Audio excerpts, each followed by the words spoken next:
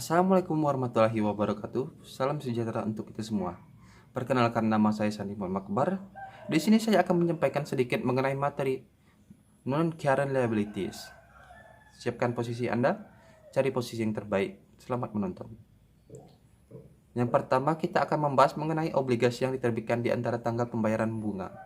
Untuk obligasi yang diterbitkan di antara tanggal pembayaran bunga, contohnya seperti sebuah perusahaan menerbitkan obligasi di mana periode pembayaran bunganya pada 1 Februari dan 1 Juli. Nilai nominal sebesar $100.000 dan pembayaran bunga dilakukan secara semi-annually. Kasusnya adalah obligasi tersebut tidak dijual atau diterbitkan pada 1 Februari atau 1 Juli, melainkan di antara tanggal pembayaran bunga. Misalnya dia di 1 April atau 1 Mei dan lain-lain. Maka jika kasusnya seperti itu, bond investor akan membayar kepada seller atau perusahaan penerbit untuk bunga terhutangnya. Bunga terhutang dihitung dari tanggal pembayaran bunga terakhir sampai tanggal penerbitan obligasi. Contohnya seperti tadi diterbitkan tanggal 1 April, maka interest accrued atau bunga terhutangnya dihitung dari 1 Januari sampai 1 April, yaitu 3 bulan. Interest accrued ini dibayarkan, yang membayarnya adalah bond investor, dibayarkan kepada seller.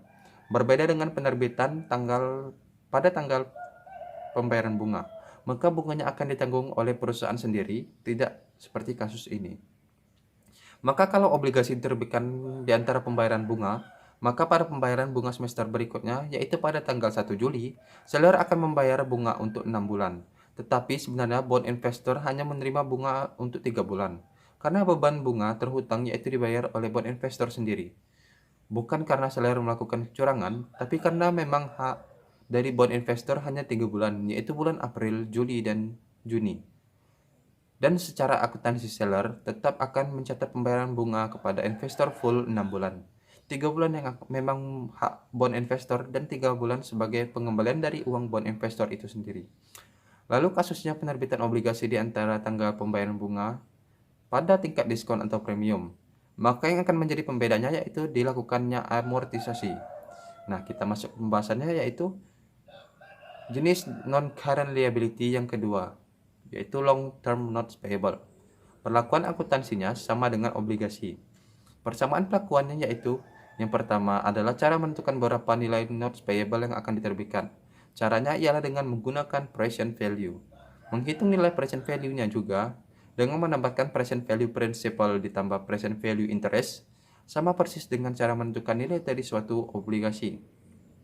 Persamaan yang kedua yaitu perusahaan juga akan melakukan amortisasi terhadap long-term notes payable yang diterbitkan pada tingkat premium maupun diskon. Untuk long-term notes payable ini juga dibedakan menjadi dua, yaitu zero interest bearing note dan interest bearing note. Mari kita bahas satu persatu, apa saja sih itu. Yang pertama yaitu zero interest bearing note.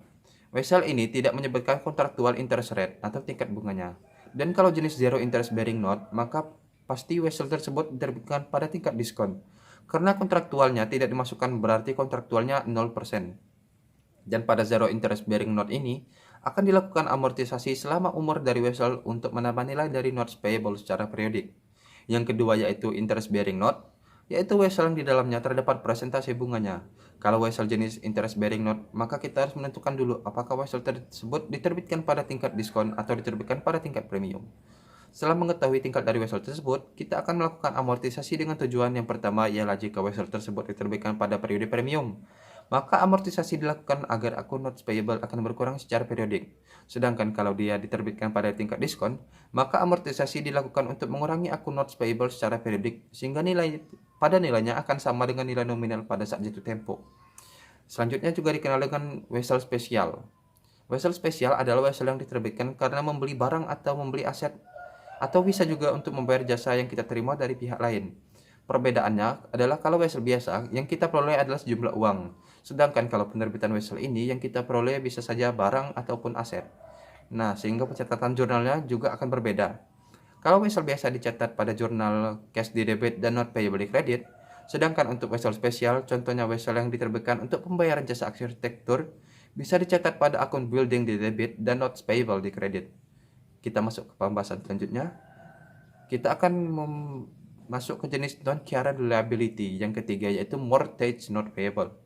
Mortgage not payable adalah wesel jangka panjang yang diterbitkan disertai dengan adanya jaminan berupa properti atau aset. pada mortgage not payable dikenal dengan pembayaran angsuran. Nah, berikutnya kita akan membahas akuntansi pelunasan dari non-current liability. Ada 4 kemungkinan pelunasan untuk bond atau notes payable.